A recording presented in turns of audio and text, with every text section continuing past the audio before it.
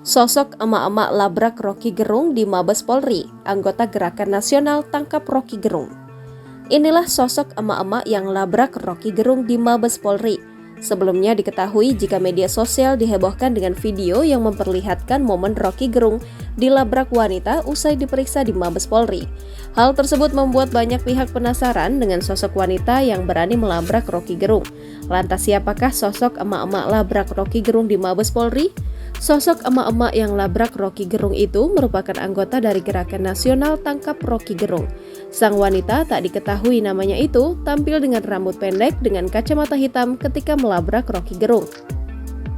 Tak sendiri, sang wanita juga datang ditemani rombongannya yang kompak mengenakan kaos putih bertuliskan Gerakan Nasional Tangkap Rocky Gerung.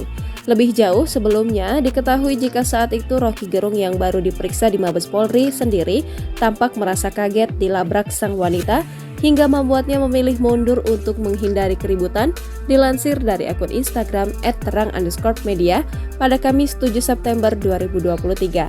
Dalam kesempatan itu awalnya terlihat Rocky Gerung dan keluar dari Mabes Polri bersama dengan kuasa hukumnya. Namun tak disangka seorang wanita berambut pendek dengan memakai kaos putih bertuliskan Gerakan Nasional Tangkap Rocky Gerung mendekati sang pengamat politik dan mulai bersuara. Wanita tersebut awalnya menanyakan kabar Rocky Gerung dengan sangat baik. Akan tetapi tanpa diduga sang wanita langsung mencecar berbagai pertanyaan kepada Rocky Gerung.